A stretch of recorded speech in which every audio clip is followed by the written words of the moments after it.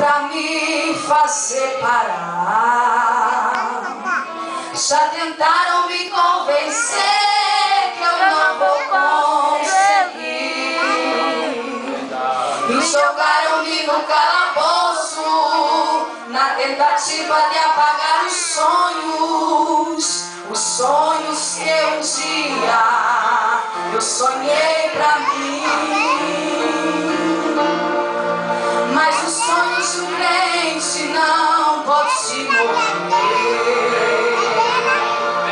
Mesmo que eu seja incompreendido pelos meus irmãos, pode falar de mim o que quiser.